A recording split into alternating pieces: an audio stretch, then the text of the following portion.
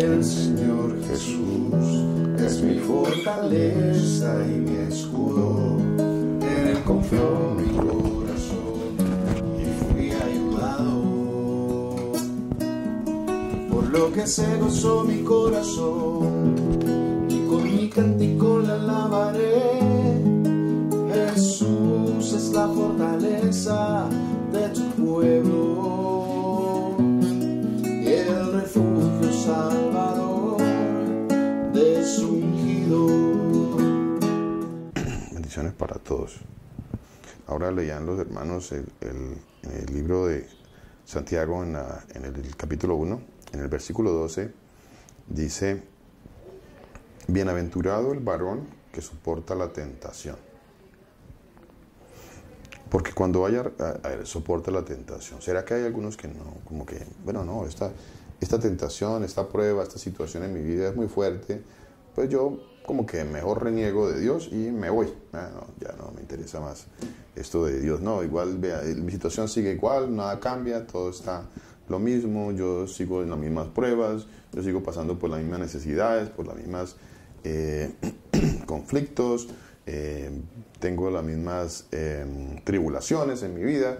Entonces, no, como que, ¿qué hago yo aquí todavía? Es que pensando que las cosas en el Señor iban a ser mejor, porque pues pensamos en muchas ocasiones que necesariamente tienen que ser mejor en esta vida, como que aquí todo tiene que ser 100% perfecto, ¿no? Y a veces el pensar de esa manera nos lleva a afligirnos en las pruebas, especialmente cuando las pruebas o las situaciones o las crisis son crisis, digamos, no momentáneas, sino que duran dentro de un término bastante extenso, ¿no?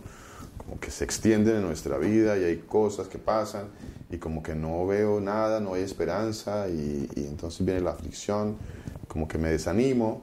Esta mañana hablábamos un poquito del desánimo de los hermanos dentro de las congregaciones y hablábamos un poquito de cómo que en algunas ocasiones nosotros mismos que decimos que debemos animar a otros, andamos desanimados, como que yo tengo que estar animado y yo mismo estoy desanimado. O sea, yo mismo que digo que debo ayudar a levantarse a otra persona en su situación difícil, yo pues como que también ando por la misma, ¿no? Desanimado en esta vida, como que triste, como que, bueno, como que frío, no le pongo mucho interés a las cosas del Señor, como que solamente estoy pendiente de las cosas del Señor un momento, un tiempo a la semana, de pronto un tiempito el martes y de pronto una horita larguita y el día de reposo y ya.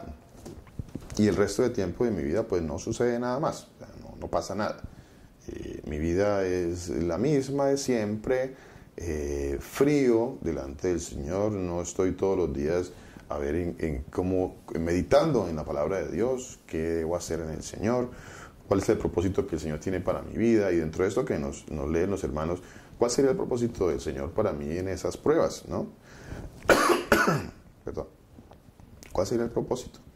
Dice aquí en el pasaje que nos leían los hermanos en el versículo 2, dice: hermanos míos, tened por sumo gozo cuando os halléis en diversas pruebas. Y la pregunta es, ¿estamos gozosos? ¿Hay gozo en mi corazón? ¿O hay tristeza, amargura, reniego del Señor? Como que, ¿por qué a mí? ¿Por qué yo? ¿Por qué me pasa esto a mí? ¿Cuál es mi actitud frente a la situación que está sucediendo en mi vida? ¿Cuál es mi actitud? ¿Cómo estoy actuando yo? Porque aquí la palabra de Dios me dice, me encamina, ¿no? Me lleva y me dice cómo debo yo actuar. Dice, Luis, Pepito, fulanito, fulanita, hermano, hermana que nos escuchan. Usted tiene una prueba.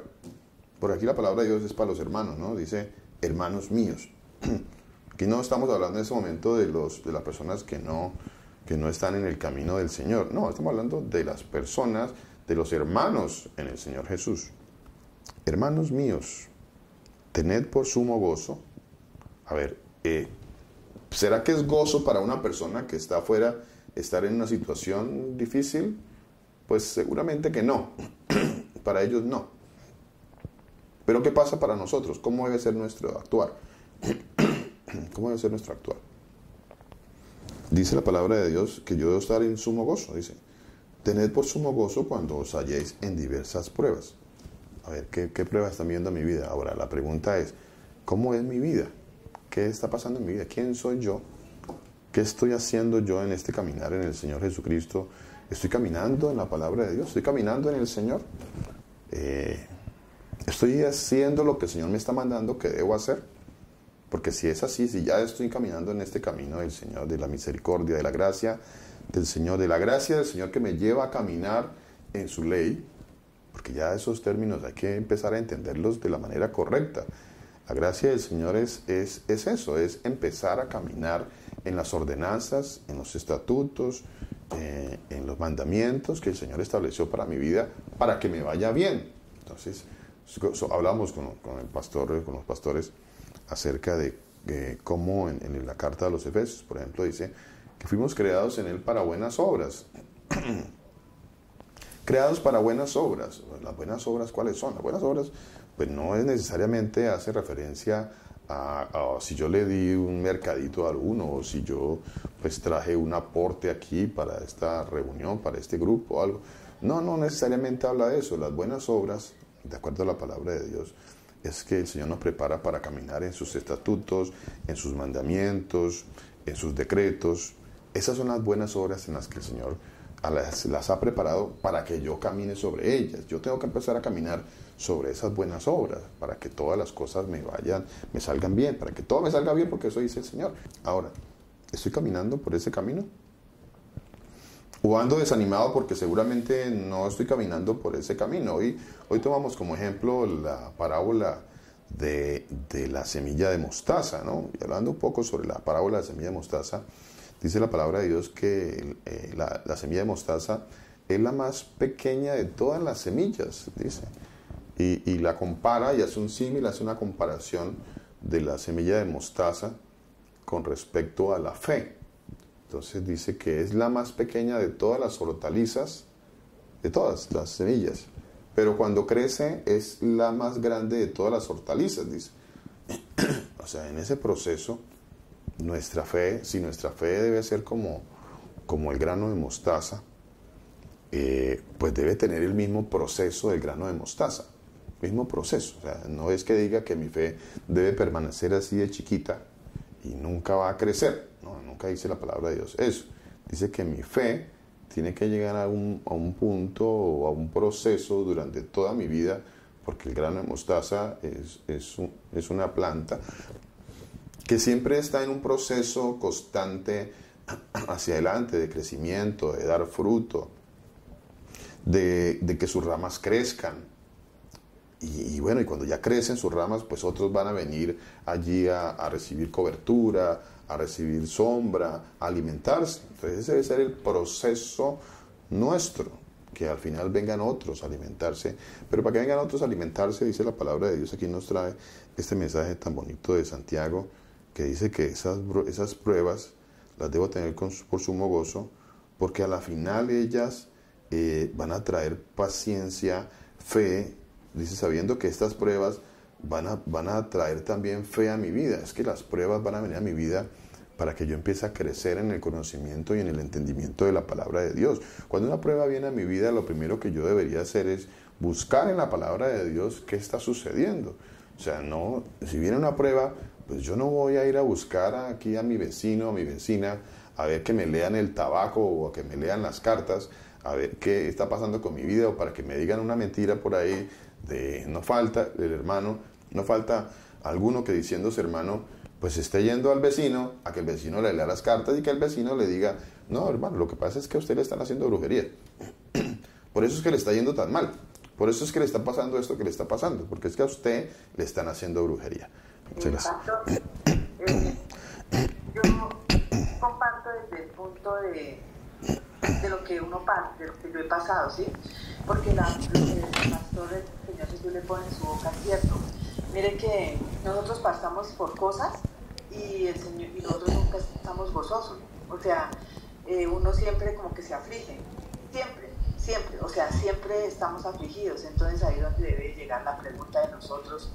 ¿Qué pasa entonces en cada uno? Pues no, por lo menos en mí. ¿Qué pasa en mí? Si el Señor Jesús me dice esté gozosa por lo que pasa, Y uno ve, pastor, que incluso hasta cuando las personas lo rechazan a uno por la misma palabra, uno siente tristeza, pero esa tristeza que uno debería de sentirla es por ellos, ¿sí? No por uno. O sea, no porque si yo me reuní hoy con pastores Alberto y hablamos de la palabra del Señor, entonces yo veo que el pastor me está haciendo ese rechazo, entonces entonces ya de pronto ya el pastor yo ya vi que él ya no quiere como ya de pronto volver ya a hablar conmigo, entonces eso lo lleva a uno como a esa tristeza, ¿no? Cuando pasamos por momentos, pastor, tanto nosotros como las personas que nosotros amamos, y a veces llegan personas a nuestras vidas de pronto a pedir un consejo, de pronto a decir algo, nosotros como que queremos hacer lo que el Señor nos manda, ¿no? Que es animar, porque muchas veces nosotros tenemos, pasamos por cosas en las cuales el Señor pone. Si yo pone en mi corazón buscar al pastor Luis Alberto, o preguntarle, pastor, ¿yo qué hago? O sea, estoy pasando por eso, o estoy haciendo eso, pero uno ve como que cada quien está pasando por su prueba, y cada quien defiéndase como puedan y oren y ya, y el Señor no dice eso. Entonces es algo que a uno lo aflige, ¿no? O sea, lo aflige, le da a uno como tristeza, y no debería de ser así, porque si el Señor pone eso en la persona, aquí esto, uno debe orar, porque uno tiene que decir, Señor, si yo busco a una persona y esa persona no quiere, de pronto, uno debe orar, porque pues si conoce la palabra, no debería nosotros, ¿no? Como usted decía, pastor, pues, si yo iba con una persona de la calle, uno se da cuenta pues que ellos no conocen del Señor. Entonces, ¿qué puedo esperar del Señor, ¿no? De una, él habla, no recuerdo bien, pero de una parte yo sé que el pastor Mauricio que está ahí sabe a cuál palabra me refiero cuando dice que le puede pedir uno como a una higuera, o sea, que dé frutos y no los va a dar. Pero si yo conozco a alguien que conoce la palabra y puede dar esos frutos, entonces eso lo llena de tristeza, pastor. Y uno habla incluso para cuando pasa uno por situaciones en las que uno ve a las personas que pelean por una religión, cuando uno ve que hay personas que están cegadas, cuando uno ve que las personas le dicen a uno que están en tanta mentira, cuando no conocen del Señor, también afligen de una u otra manera. Entonces, qué bueno que el Señor Jesús lo esté usando, pastor, para que Él sea guiándonos de verdad cómo seguirlo, no conforme a nuestros corazones, que son malos y perversos, no, sino conforme a Él, que Él sí es el único bueno pastor, nuestro Señor Jesús. Era eso que quería hablar, y muchas gracias por permitirme compartir, pastor. Mi hermana, muchas gracias. Mi hermana, muchas gracias, muy amable. Muchísimas gracias por su aporte.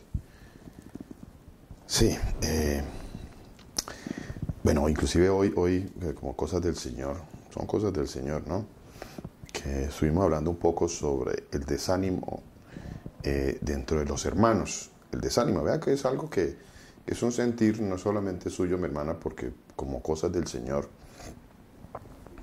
nos llevó esta mañana a hablar un poco sobre eso, específicamente. Vean, todo es un sentir, es un espíritu en el Señor. Hablar del desánimo. Como los hermanos en muchas ocasiones andan muy desanimados, entonces uno ve a veces que los hermanos son como muy fríos, nos comportamos como fríos y como que no estamos ayudando a otros, exhortando a otros, animando a otros. Y tenemos algunas herramientas, por ejemplo, nuestro grupo de WhatsApp, y entonces allí como que la participación de los hermanos es muy mínima y falta animarnos más en esos sentidos, en esa parte, para animar a otros, compartir más de la palabra, usar lo que el Señor nos permita usar para poder animar a otros. A veces uno quiere o uno espera tal vez que como que otros siempre vengan como a animarme, ¿no? Como que a ver quién me va a venir a animar, a ver quién va a venir hoy y me va a llamar a mí, a ver, yo espero que alguien me llame, a ver quién me trae aquí un ánimo, a ver quién me dice algo. Pero ¿qué debería yo hacer? ¿Dónde debo buscar ese ánimo? ¿Dónde debo buscar ese ánimo que, traducido y dicho de otra mejor manera, es una fe que está débil, es una fe que necesita ser fortalecida? A ver, mi fe no puede depender de un ser humano, ¿no? Entiendo muy bien lo que su merced nos quiere compartir, mi hermana, en el sentido de que a veces somos muy fríos y deberíamos de sacar un tiempo, un mayor tiempo para compartir, en este caso, de pronto con los hermanos y hablarnos y cómo está el Señor, cómo le está yendo, darnos una palabra de ánimo, una palabra de exhortación. Pero ¿qué pasa cuando esas cosas de pronto no suceden, no? ¿Qué pasa cuando eso pues no está sucediendo de esa manera? ¿Qué debo hacer? ¿Me debo desanimar al punto de alejarme y enfriarme en el Señor y apartarme en el Señor? Porque muchas personas en esos momentos en donde no encuentran como que alguien que los consuele humanamente hablando, como que bueno, pues no, aquí nadie me va a animar, aquí nadie me consuela, entonces como que yo mejor me alejo del Señor. ¿Será que ese es el actuar o eso es lo correcto que yo debería de hacer? ¿En dónde debo buscar consuelo? ¿En dónde? ¿A quién voy? ¿A quién iré? Hay alguna cosa, algo que el Señor nos enseña a nosotros en muchas ocasiones, especialmente los que predicamos la palabra de Dios. Hay una enseñanza para nosotros específicamente, y es que en ocasiones cuando estamos pasando por situaciones difíciles, como cualquier persona, como cualquier ser humano, como usted, mi hermana, como yo, como el pastor Germán, el pastor Mauricio, cualquiera de nosotros pasa situaciones difíciles. Las pasamos, todos las pasamos. Nosotros no somos ajenos a las situaciones difíciles, de aflicción, de tristeza, de pruebas. ¿Y qué pasa en esos momentos donde nosotros meditamos y el Señor nos dice, pero a ver, yo te he puesto para que animes a otros, ¿qué vas a hacer? Estás pasando por una prueba, ¿qué vas a hacer?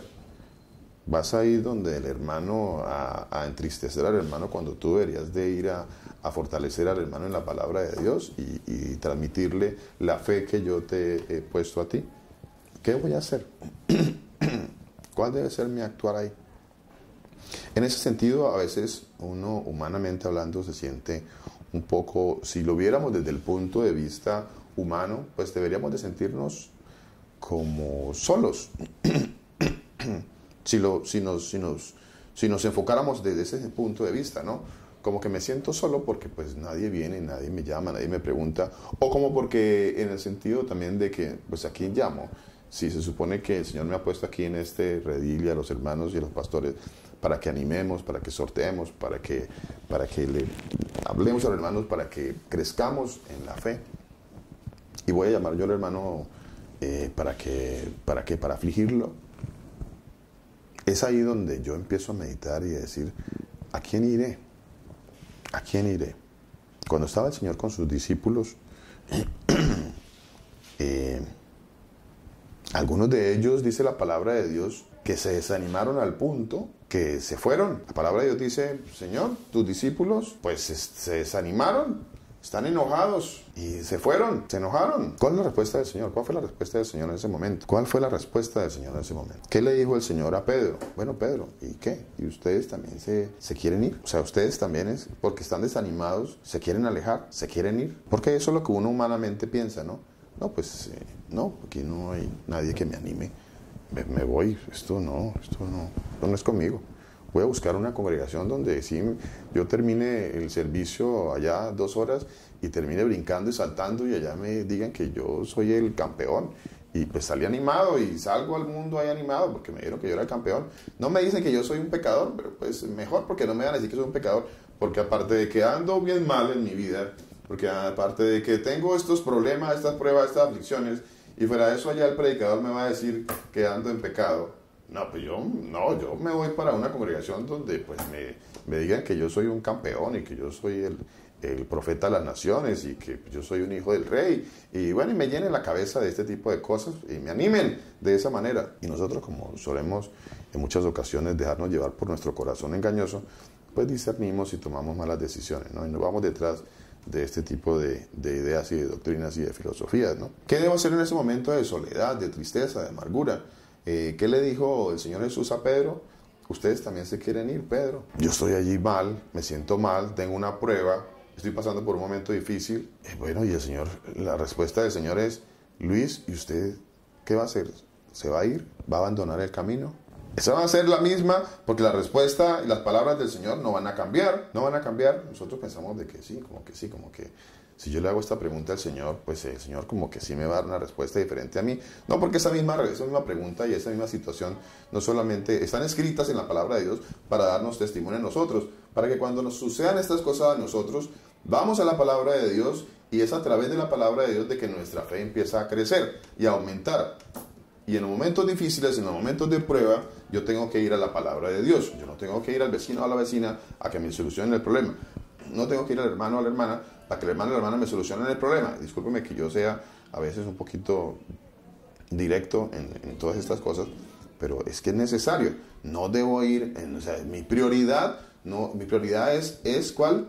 Señor, ¿qué hago en esta situación? Seguramente que el Señor en su misericordia, en su bondad, en su gracia, Él pondrá algún hermano, una hermana que me traiga una palabra de exhortación, de ánimo. Pero ¿qué es lo primordial y lo primero que yo voy a hacer en mi vida? ¿A quién debo buscar?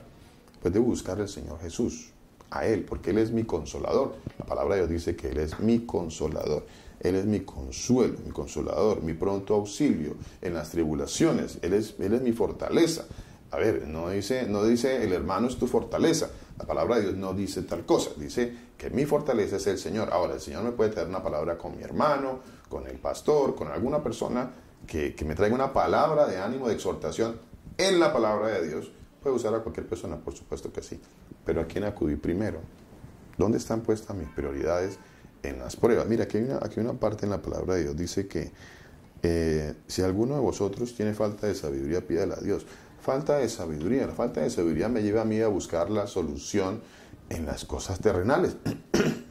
La falta de sabiduría me lleva a mí a buscar soluciones en un psicólogo. Cuando llega una prueba, entonces allí yo estoy con falta de sabiduría y entonces mi falta de sabiduría voy y busco un psicólogo, busco un psiquiatra y bueno, a ver cómo resuelvo mi problema emocional.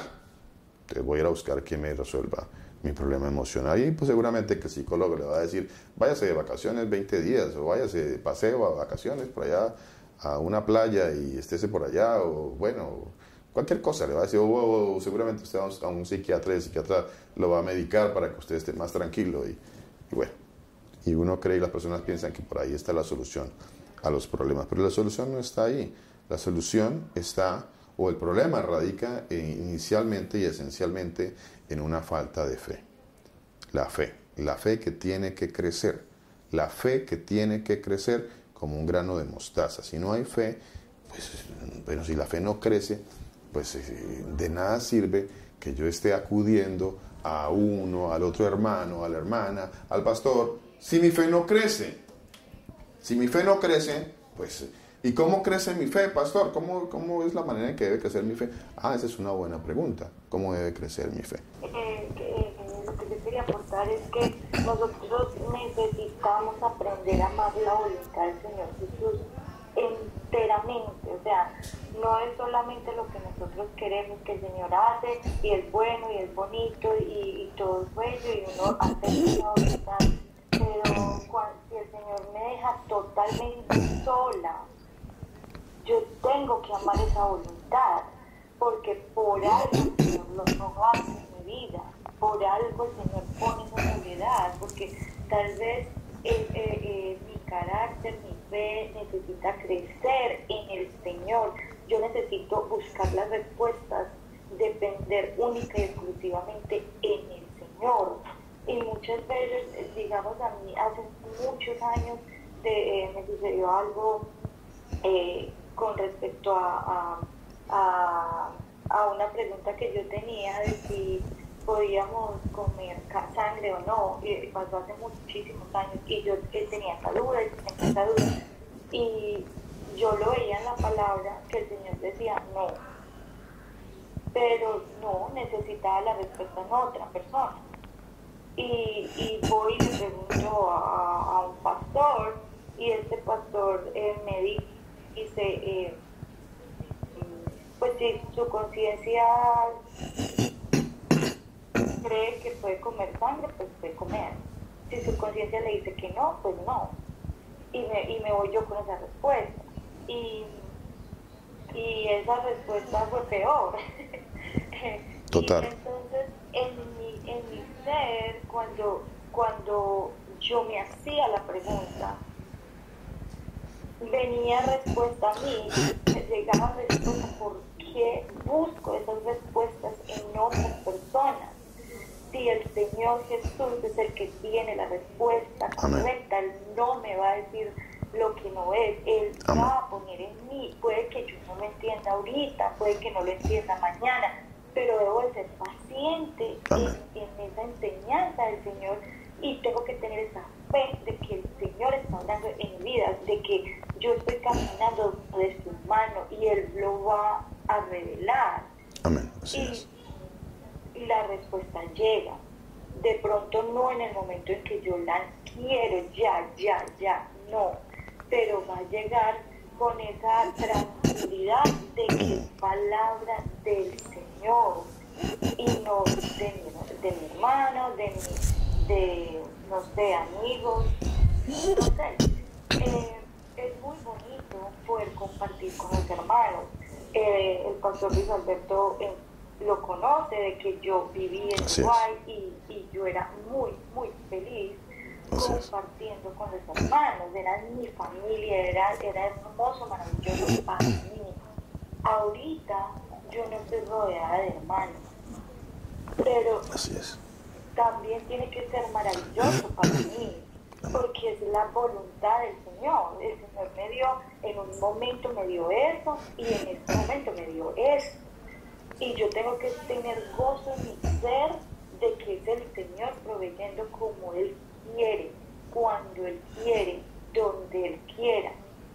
Y no debemos buscar, amar la voluntad del Señor dependiendo de qué es lo que me está dando. Pero no, es que yo considero que esto no está bien. Entonces me aflige.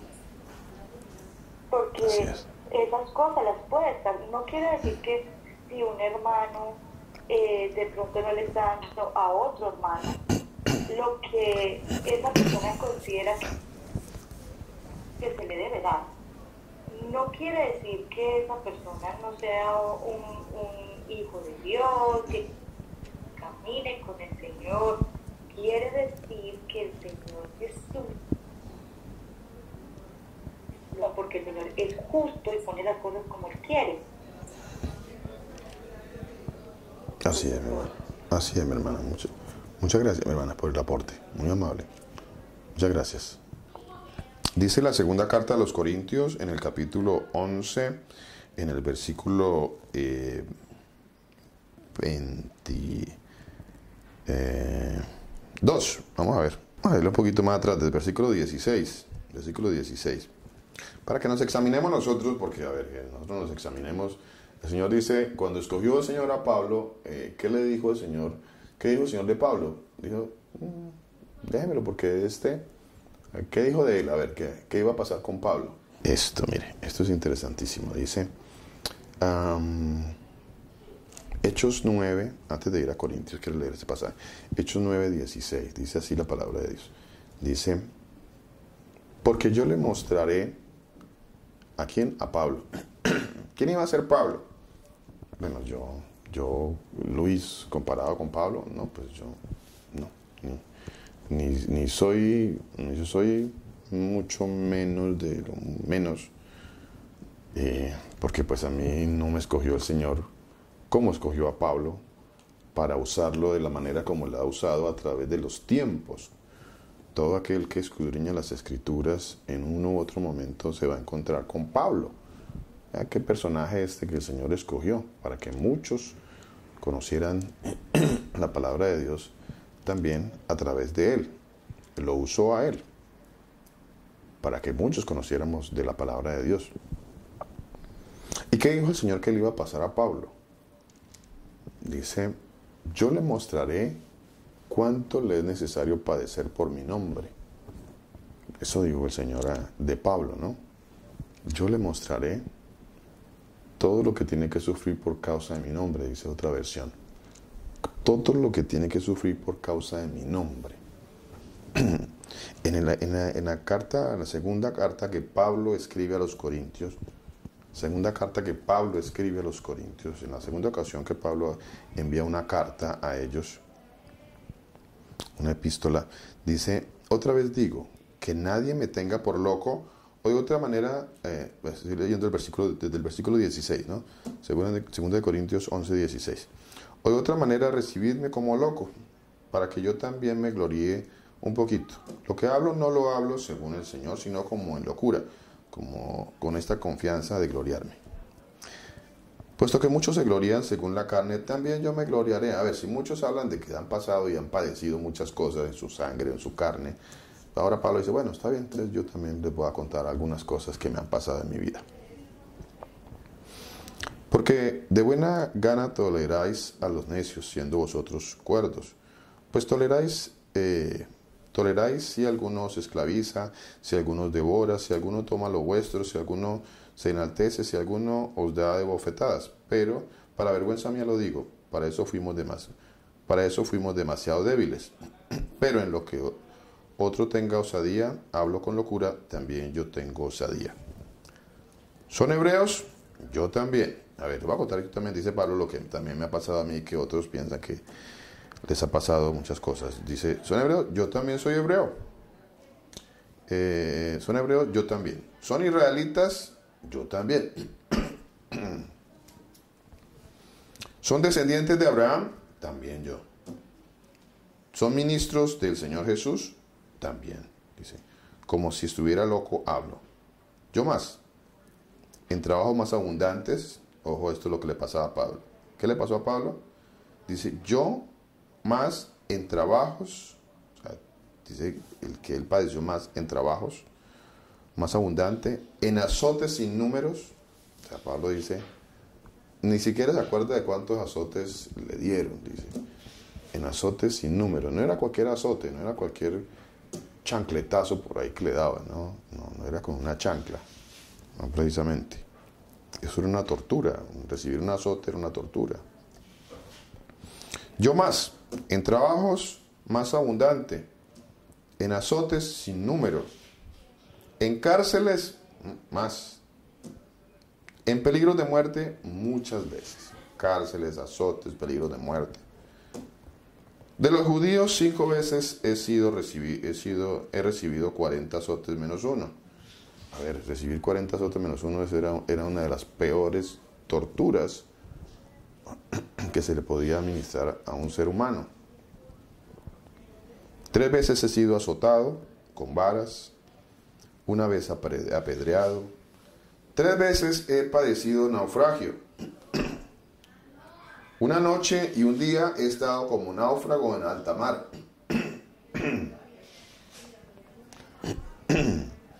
En caminos muchas veces, en peligros de ríos, peligros de ladrones, peligros de mi nación, peligros de los gentiles, peligros en la ciudad, peligros en el desierto, peligros en el mar, peligros entre falsos maestros, en trabajo y fatiga, en muchos desvelos, en hambre y sed, en muchos ayunos, en frío y en desnudez, y además de otras cosas, lo que sobre mí se agolpa cada día, la preocupación por todas las congregaciones.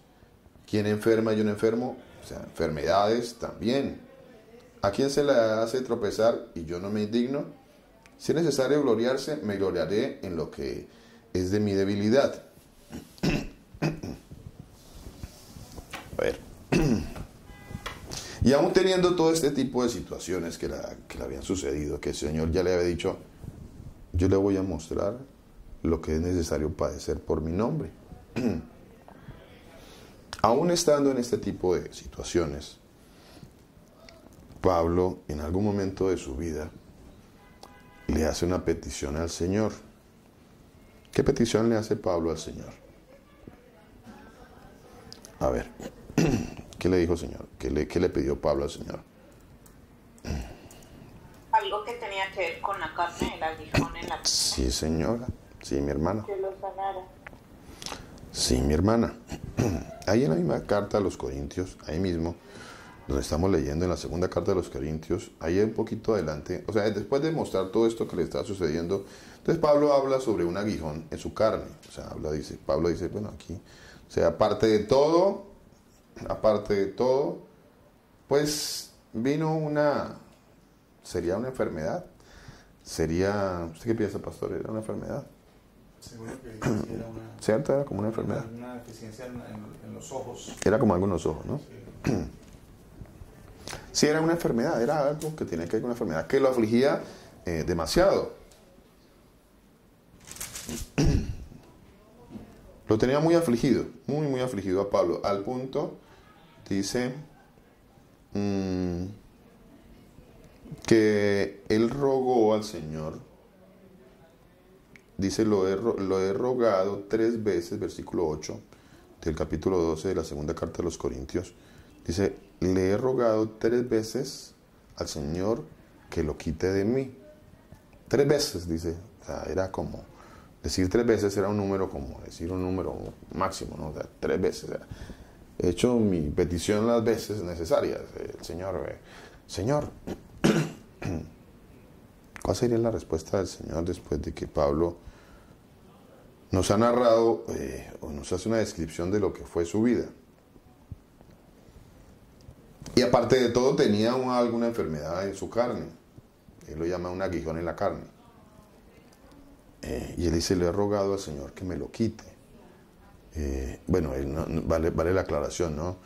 Para estos que dicen que pues eso lo que uno tiene que hacer es declarar o decretar y la enfermedad o el problema se van. Entonces usted decrete. Vaya, decrételo. Y para los que les gusta ese tipo de mensaje engañoso y mentiroso, donde les van a decir, no, usted lo que tiene es que, porque en su boca está el poder de la vida, está en su boca. Entonces lo único que tiene que hacer es decretarlo. Perdón. Decrételo.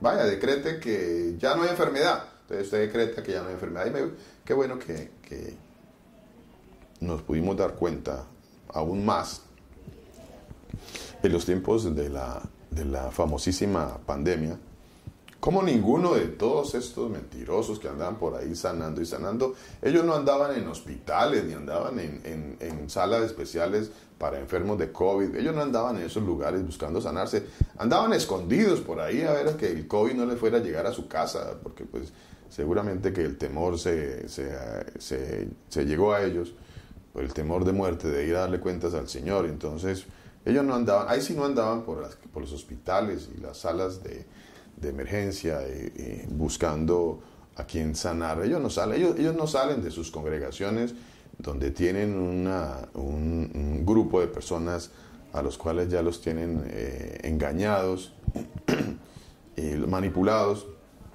Ellos no salen de ahí, ellos no van a hospitales, a unidades de cuidados intensivos a sanar a nadie. No, ellos no hacen nada de eso, por supuesto que no. Porque todo eso es una mentira, es un engaño. Es un engaño, todo eso que ocurre en ese tipo de congregaciones. Es un engaño. Alguno dirá, no, a mí sí. Alguno dirá, no, a mí me sanó ese Juan Gregorio. ¿Juan Gregorio se llama? José Gregorio. Ah, José Gregorio, no, José Gregorio. Juan Gregorio no, José Gregorio. Me disculpa si hay un Juan Gregorio por ahí.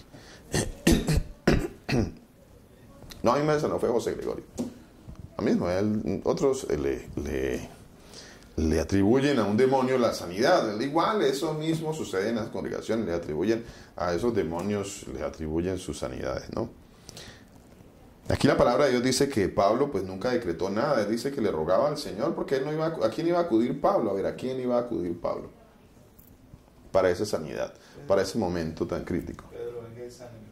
¿Acaso, como dice aquí el pastor, será que Pedro, por favor, venga aquí? A ver, usted haga un acto aquí de sanidad en mí. A ver qué va a suceder. Pues, a ver, o sea, su fe estaba puesta en otro de los hermanos, a ver quién le sanaba, porque pues si la fe de Pablo estaba puesta en algunos de los hermanos, ¿por qué no lo buscó?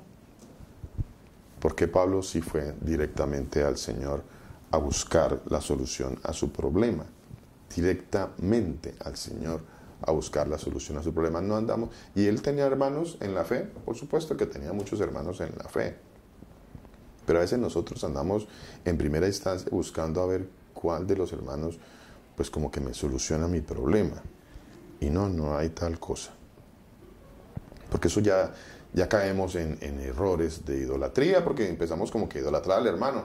No es que el hermano tiene un don de sanidad, entonces voy al hermano que tiene don de sanidad. Cuando no entendemos que el que sana pues es el Señor Jesús.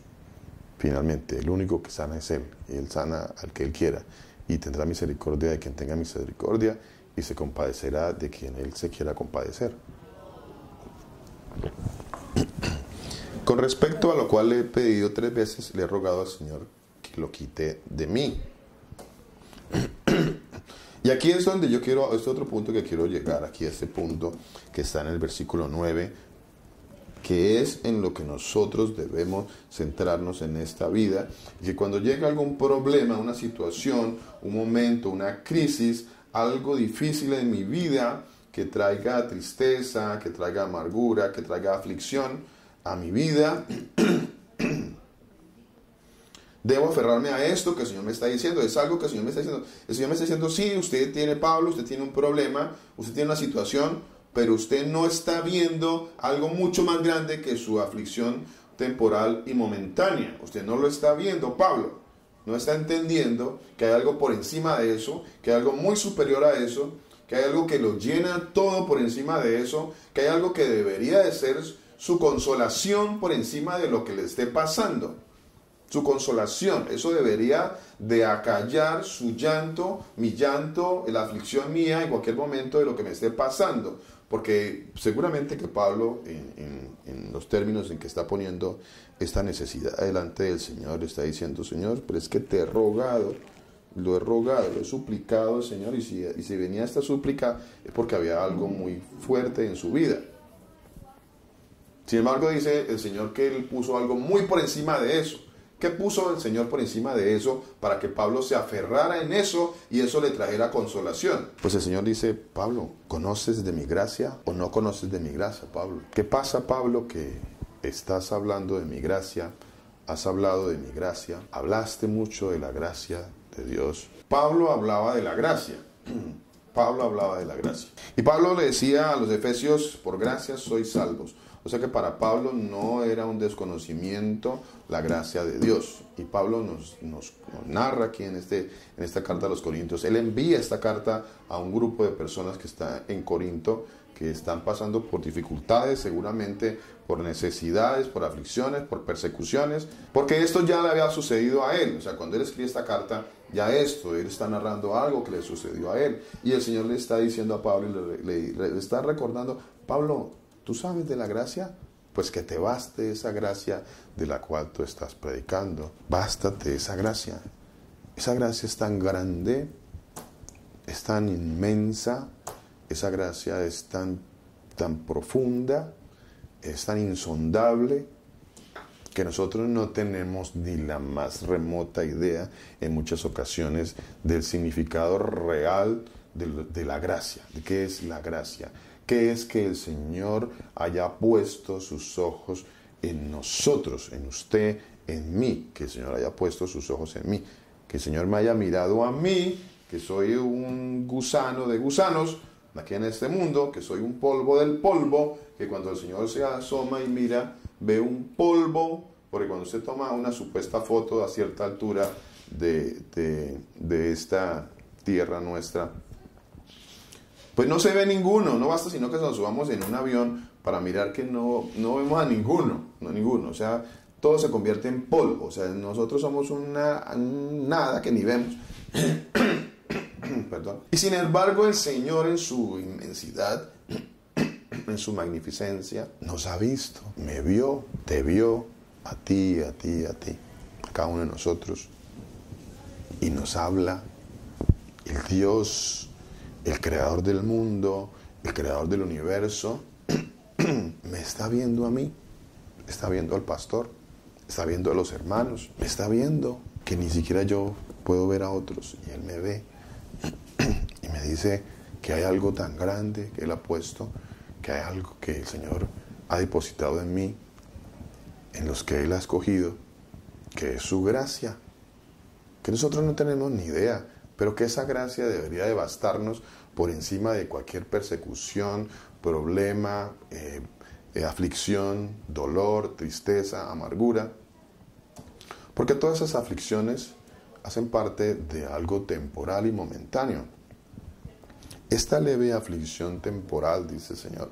O sea, las aflicciones son momentáneas, perdón, son temporales. Y la gracia es eterna. La gracia del Señor que Él ha depositado en nosotros para llevarnos a su obediencia, a la obediencia en la palabra de Dios, a la obediencia en su ley, en sus mandamientos. Esa gracia que el Señor ha depositado en nosotros es para vida eterna, para vida eterna. Bástate mi gracia, le dice el Señor, porque mi poder se perfecciona en tu debilidad. Por tanto, de buena gana me gloriaré más bien en mis debilidades, para que repose sobre mí el poder del Señor Jesús. Aquí en el capítulo 1, de la misma carta a los Corintios, en el versículo 3 dice la palabra de Dios, mire, dice: bendito sea el Dios y Padre nuestro, el Señor Jesucristo. Para el que piense que dice de otra manera, porque así fue traducido en ese pasaje, yo le invito a que haga una pequeña, no tiene que ser algo tan exhaustivo, pero un pequeño escudriñar allí, se vaya a una... Hoy tenemos esas herramientas, ¿no?, a la mano, gracias al Señor Jesús. Tenemos herramientas donde podemos ir a escudriñar ese pasaje, por ejemplo, y darnos cuenta de que las malas traducciones, como dice el libro de Jeremías en el capítulo 8, dice que la mano de algunos escribas que dañaron la palabra de Dios, como dice Jeremías 8:8. ¿Cómo decís? Nosotros somos sabios y la ley del Señor está con nosotros. Ciertamente la ha cambiado en mentira la pluma mentirosa de los escribas. ¿Cuántos escribas que metieron la mano, pero por la gracia del Señor, esa pluma mentirosa ha ido quedando en evidencia a través de la escudriñar la palabra de Dios, de la misericordia del Señor, de la gracia del Señor? Este pasaje dice: bendito sea el Dios Padre nuestro, el Señor Jesucristo. O sea, Él es Dios y Padre nuestro, el Señor Jesús. Padre de misericordias y Dios de toda consolación. Aquí no está hablando de otro, solamente habla de un nombre propio, que es el Señor Jesús, y la misma palabra dice que Él es el Padre de misericordias y que Él es el Dios de toda consolación. Vea qué interesante eso para los que quieran cambiar la palabra de Dios, que no van a poder, porque aquí no se nombra a nadie más. Ese es un pasaje en el versículo 3 donde solamente se nombra un personaje, que es el Señor Jesús, y habla del Señor Jesús, y Él dice que Él es Dios, Él es el Padre nuestro, que es el Padre de misericordias y que es el Dios de toda consolación. El Dios de consolación. O sea, ¿a quién debo acudir en mis momentos de aflicción y en momentos de tristeza, donde yo necesito una consolación, necesito consuelo? ¿A quién voy a acudir? ¿A quién? ¿A quién? Entonces el Señor dice que debo acudir a Él porque Él es el Padre de misericordias y Él es el Dios de toda, no de algunas consolaciones, dice que es el Dios de toda consolación, de toda consolación, de toda. No importa lo que te esté pasando, no importa lo que esté pasando en mi vida, no importa cuán grande sea el problema, cuán grande sea nuestra necesidad, nuestra aflicción, nuestra crisis, no importa. Él sigue siendo el Dios de la consolación y Padre de misericordias. Sus misericordias son nuevas cada mañana, dice la palabra. El cual, ¿quién es el cual? Pues el Dios consolación, el Padre de misericordias, el Padre nuestro, el Dios nuestro, Jesús, nuestro Mesías, que es lo que dice el versículo 1. El cual nos consuela en todas nuestras tribulaciones. Él nos consuela en todas nuestras tribulaciones. ¿Por qué estamos afligidos y por qué estamos tan fríos? Porque no hemos entendido de que tenemos un Dios de consolación, un Dios que nos ayuda, que nos fortalece, y que en esos momentos tan difíciles, pues yo acudo al Señor para que Él me muestre, me enseñe a través de su palabra, me enseñe su gracia, y para que yo diga: gracias, Señor, yo pensando en estas situaciones que son tristes y son difíciles en mi vida, pero sé que tú eres Dios. Sé que tú eres el Dios de misericordias.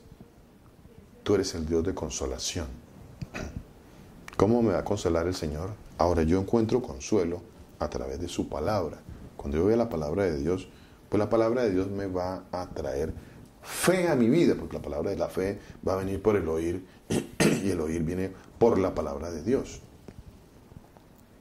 Entonces viene consuelo a mi vida, va a venir consuelo a mi vida. ¿Ve? Dice, el cual nos consuela en todas nuestras tribulaciones, para que podamos también nosotros, ¿para qué? ¿Para qué está viniendo esta aflicción a su vida? ¿Para qué viene la aflicción a mi vida? ¿Por qué me aconteció esto a mí? ¿Por qué he tenido esta enfermedad? ¿Por qué he tenido esta situación familiar tan difícil? ¿Por qué tengo esta tristeza, esta amargura? ¿Por qué ha sucedido este dolor en mi corazón, en mi vida? ¿Por qué estoy pasando por este tiempo de aflicción, de persecución, de tribulación? ¿Por qué está pasando esto en mi vida? Si tú eres un creyente en el Señor Jesucristo, el Señor dice que esto ha sucedido para que podamos también nosotros consolar a los que están en cualquier tribulación. Para que nosotros podamos consolar ¿a quiénes? A los que están en cualquier tribulación, por medio de la consolación con que nosotros somos consolados por Dios. Porque de la manera en que abundan en nosotros las aflicciones en el Señor, también que van a abundar, así abundan también por el mismo el Señor nuestra consolación. Vea qué hermoso eso que dice en la palabra de Dios. Qué hermoso, por eso no quería parar de decir esta parte. Y ahora sí le quiero dar la palabra a mi hermana Graciela. ¿Qué nos quiere decir mi hermana Graciela? Pastor, buenas noches, señor. Buenas noches, hermano. No, era una pregunta. Cuando uno no calla, o sea, no comparte la aflicción, o en el caso sea por la salud, y pues no lo habla con los hermanos, está también mal, hablo pues, si hay algo escrito en la palabra acerca de callar y no contarle a los hermanos que uno está pasando por una situación difícil, sea cual sea, ¿no? ¿Te hacemos mal, pastor? Mi hermana, gracias por la pregunta. No seas... A ver, se me está preguntando de si yo debo callar o si callar está mal. ¿Está mal callar?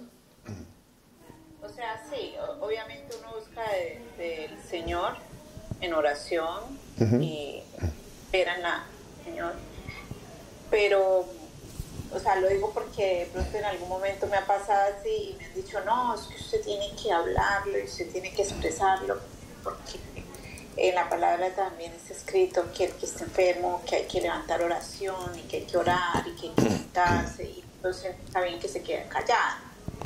Correcto. Que se quede callado, que los hermanos también, y para que todos juntos oren. Entonces me quedo, bueno, obviamente uno va uno va al Señor, uno va y se humilla ante el Señor, porque siempre he sentido que ante las dificultades, sea cual sea la dificultad, pues al único que sabe muy bien lo que está pasando, entiende todo, es Él, ¿no? Que incluso está colocando muchas veces esa prueba. Entonces, bueno, Él es el que pone las pruebas, pero no sé, he escuchado esto que le acabo de decir y me he cuestionado sobre eso, ¿no? Porque la palabra dice también que quien esté enfermo, pues que hable con los hermanos. Ahorita no recuerdo bien el versículo. Ya se lo leo, mi hermana, ya se lo leo. Está aquí en el Santiago, en el capítulo 5, en el versículo 13, precisamente lo tenía aquí a la mano. Interesante la pregunta, mi hermana, interesante la pregunta.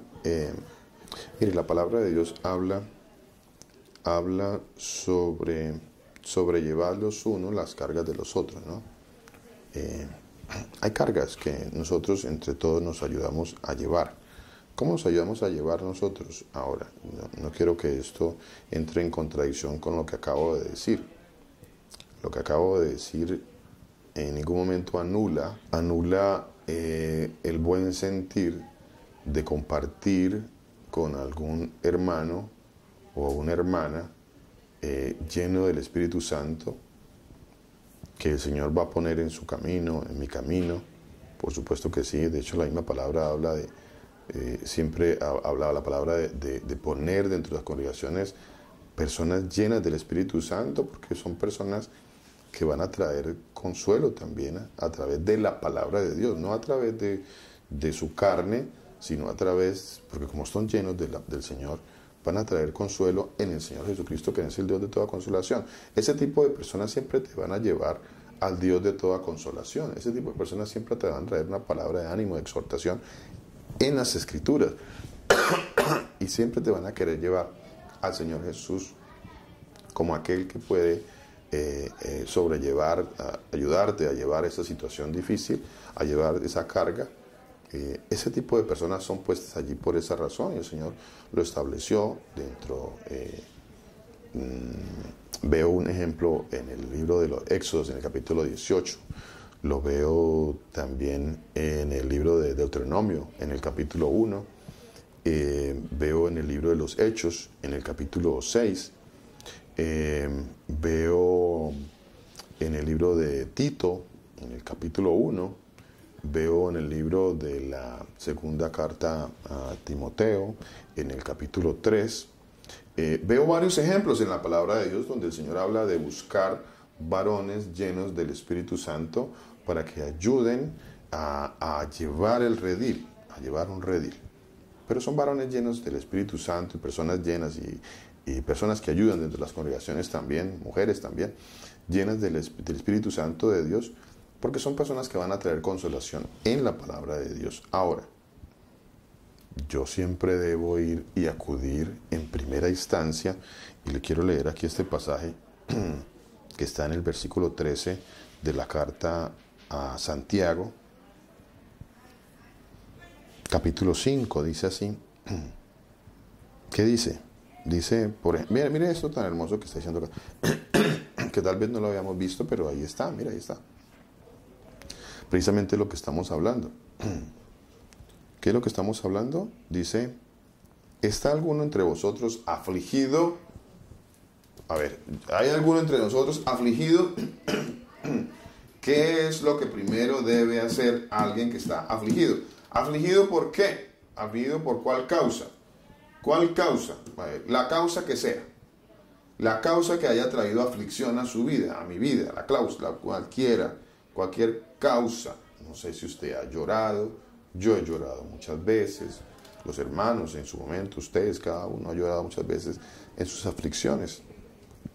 ¿Qué hemos hecho en primera instancia? Dice en el versículo 13, ¿está alguno entre vosotros afligido? ¿Qué dice allí? ¿Qué dice allí? ¿Qué dice? A ver, ¿qué dice? Haga oración. ¿Qué debo hacer en primera instancia? Voy a hacer oración. ¿Qué es hacer oración? ¿Qué es hacer oración? En mi aflicción, yo tengo que arrodillarme, humillarme delante del Señor y pedirle al Señor que me ayude a salir, que me traiga consuelo a mi vida, porque Él es el Dios de toda consolación. Dios de misericordia, Padre de misericordia, dice la palabra. Y si Él es el Dios de toda consolación y Padre de misericordias, ¿a quién debo acudir en primera instancia? Dice, haga oración. Busque al Señor Jesucristo, búsquelo, búsquele a Él, a Él. Seguramente Él en su misericordia va a obrar de la manera como Él quiera obrar, como Él quiera. No sé si Él va a traer un hermano, no sé si Él va a llevarle a usted a una porción de la palabra de Dios. No sé qué va a hacer en su vida, si va a obrar de una manera milagrosa. No sé qué va a hacer. Yo no voy a prometer nada, porque yo no soy Dios. Yo no soy el Señor Jesús. Yo no puedo decirle a usted que el Señor, en su caso en específico, Él va a hacer esto, esto y esto. No, porque Él dice que Él va a obrar como Él quiere, que no sé por qué Él ha traído la aflicción. No sé si esa aflicción, cuál es su propósito, yo lo desconozco. Yo solo sé que Él es el Padre de consolaciones, el Dios de toda consolación y Padre de misericordias, y que Él siempre tiene un propósito en todo lo que hace, y que para los que aman a Dios, perdón, disculpe, para los que aman a Dios, y en esto hago énfasis, voy a hacer énfasis en esto, a los que aman a Dios. ¿Amas a Dios? La persona que está pasando por una situación difícil, de crisis, ama a Dios. La persona que tú conoces que está pasando por momentos de dificultad que está pasando por enfermedades, por aflicciones, por persecuciones tal vez, está siendo atribulado de alguna manera, ama a Dios. Lo ama. Y no estoy hablando solamente en el sentir o en la manera en que nosotros definimos la palabra amar, ¿no? En un contexto, digamos, etimológico, ¿no? Amor es aquel que tiene un sentimiento bonito con respecto a otra persona y pues su sentimiento lo lleva a quererlo mucho. No sé si eso dice la enciclopedia, ¿no? Más o menos lo que uno define como amor. Pero el Señor dice, a los que aman a Dios. ¿Amas a Dios, pastor? ¿Qué es amar a Dios, pastor? Guardar sus mandamientos. Guardar sus mandamientos. Siempre, vea que últimamente, gracias, pastor, últimamente esa palabra nos está llevando a lo mismo. ¿Sí nos hemos dado cuenta? Cómo esa palabra del Señor últimamente nos está llevando a lo mismo. Nos lleva a lo mismo. Hoy hablaba con unos hermanos, una hermana, y hablaba también con otros familiares en estos días acerca de las aflicciones que están pasando algunas personas conocidas nuestras, familiares, muy cercanos.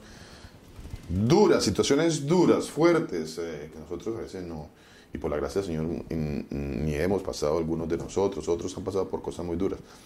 Pero en esos momentos difíciles, duros, fuertes, viene la pregunta, ¿no?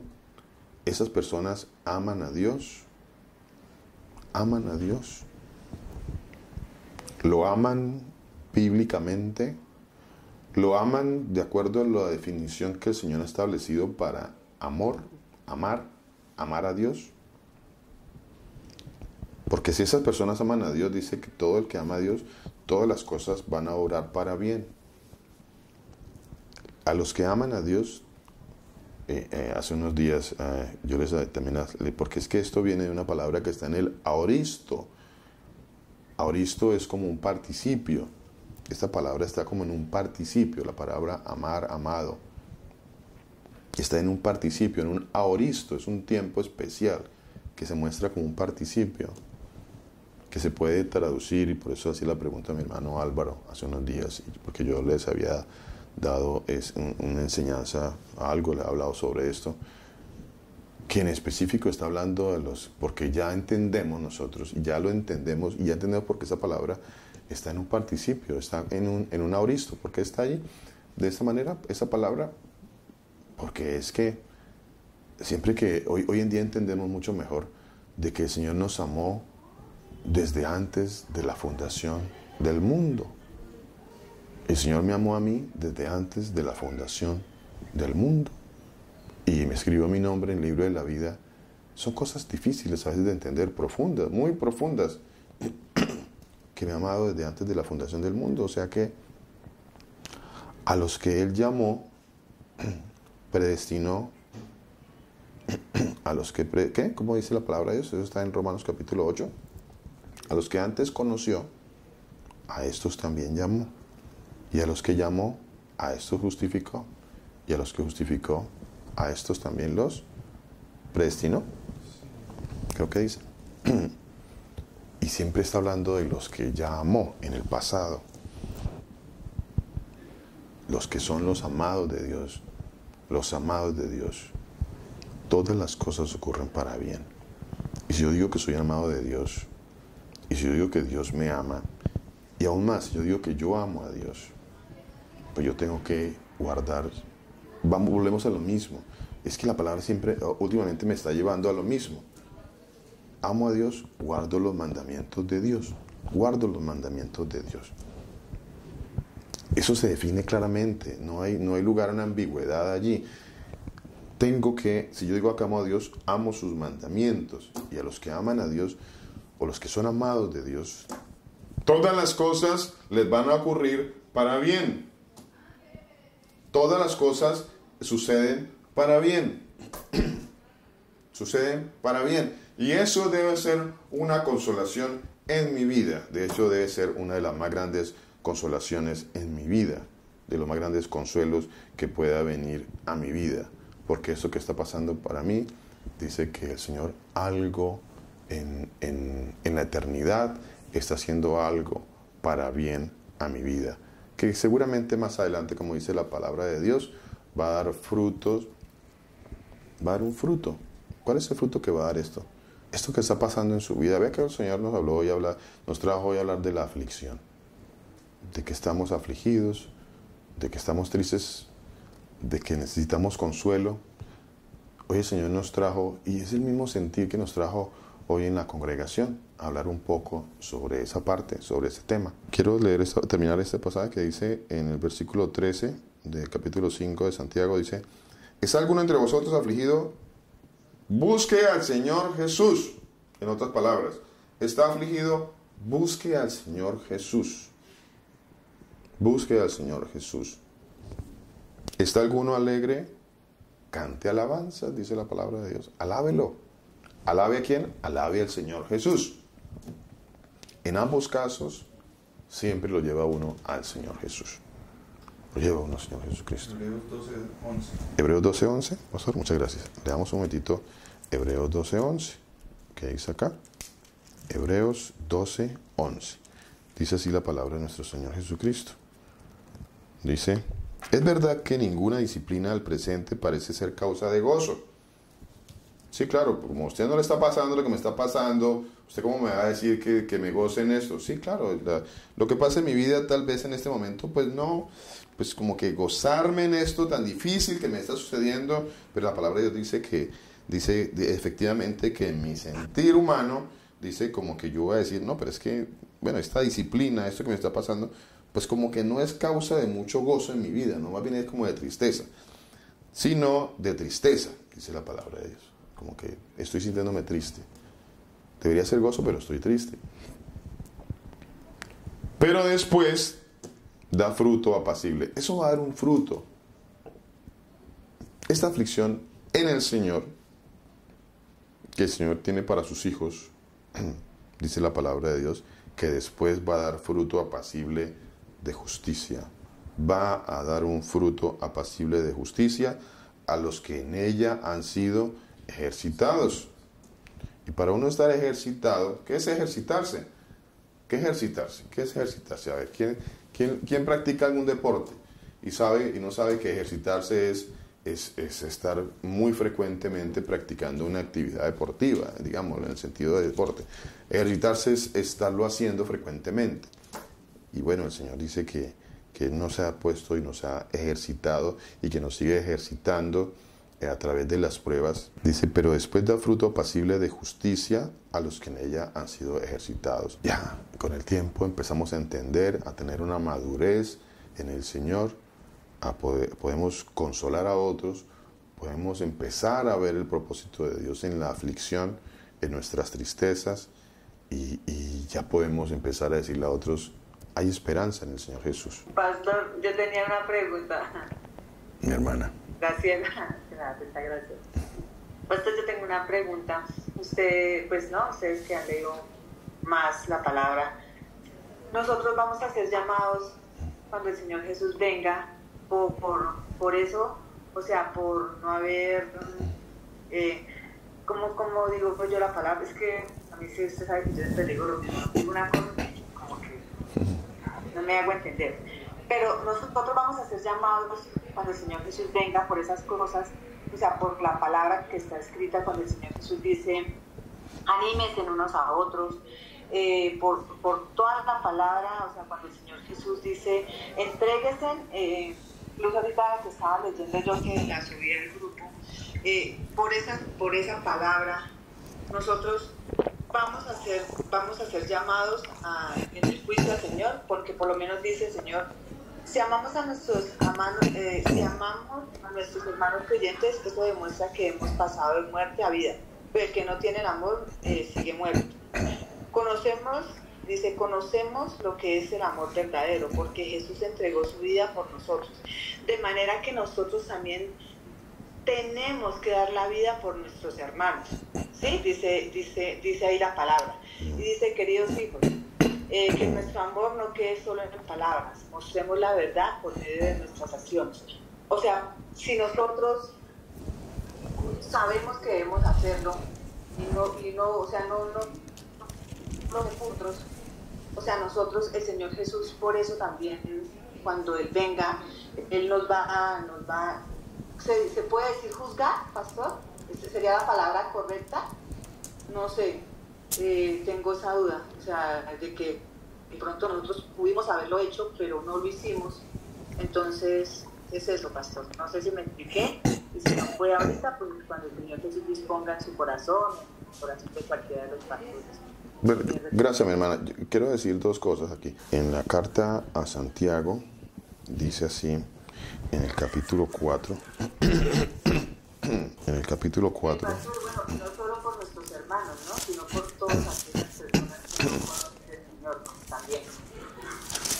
A ver, vamos aquí, porque esto creo que lo define, eso siempre lo va a definir mejor que mis palabras, ¿no?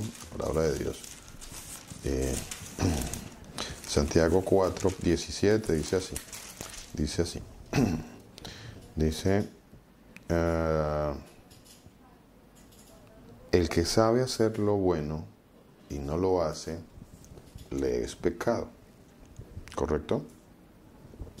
El que sabe hacer lo bueno y no lo hace, le es pecado. Esto hay que definirlo de dos maneras. Hay que entender qué es lo bueno. Lo bueno se define en hacer lo que Dios manda, es hacer lo bueno. Volvemos a lo mismo. El Señor dice, cumple los mandamientos. Eso es hacer lo bueno. El que sabe y no hace lo bueno, le será contado como pecado. Ahora, la ley es buena. La ley es buena, dice la palabra de Dios. Dice que algunos han dejado de lado lo más importante de la ley, que es ¿qué? La misericordia. Mateo 23, 23. Dice en el libro de Mateo 23, 23, ya con esto terminamos. Mateo 23, 23 dice, dice así la palabra de nuestro Señor Jesucristo. Hay de vosotros, escribas y fariseos, hipócritas, que diezmáis la menta y el eneldo, el comino, y dejáis lo más importante de la ley. Algunos han pensado de que la ley, como se ha definido de una manera tan mal, tan equivocada, la ley se ha definido de la peor manera, que de hecho no es ni la ley, es las instrucciones de Dios para que Él nos haga bien en nuestra vida, para que hagamos lo bueno. Entonces dice, muchos han dejado lo más importante de estas instrucciones que el Señor ha puesto en nuestra vida, que es que la justicia, la misericordia y la fe. La justicia, la misericordia y la fe. Así que decir que amamos al Señor, que amamos sus mandamientos, que amamos su ley, incluye o debe incluir la justicia, la misericordia y la fe. Espero que con esto hayamos podido definir o aclarar un poquito su pregunta, mi hermana. Mi hermana Joana, ¿qué nos quiere compartir? Pastor, el amor al Señor Jesús es el cumplimiento, es la obediencia al Señor, el cumplimiento de sus mandamientos, ¿cierto? Total, sí, señora. Y ya sabemos que el Señor Jesús ya nos ha enseñado que los mandamientos del Señor Jesús no son solo 10, son muchas cosas que el Señor nos enseña que debemos hacer en nuestro diario vivir. Estamos hablando de animarnos los unos a los otros, amarnos los unos a los otros y estas cosas.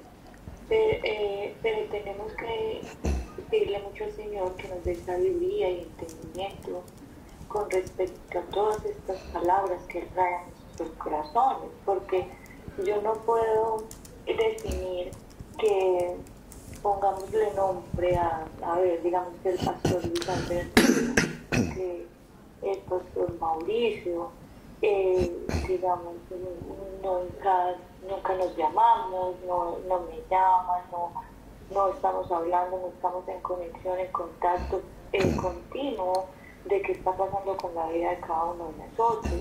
Y yo no puedo definir eso como que, ok, entonces el pastor Mauricio, el pastor Luis Alberto no están haciendo la voluntad del Señor, que es amar a los hermanos y estar pendiente de los hermanos. No, ¿por qué? Porque yo entiendo de que cada uno está viviendo las cosas como el Señor Jesús las ha puesto en el camino, el caminar, el que Dios nos ha puesto. Entonces, allá en Dubái hay muchas personas a las que ustedes les pueden estar hablando, exhortando, animando, enseñando, predicando, bueno.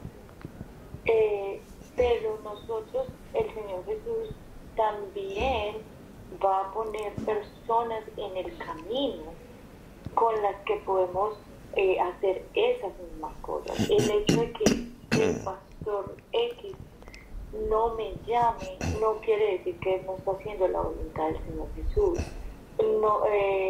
No quiere decir que si esas personas que se suponen que están en este grupo, que están siguiendo la voluntad del Señor Jesús, entonces están mal porque yo no escucho de ellos personalmente.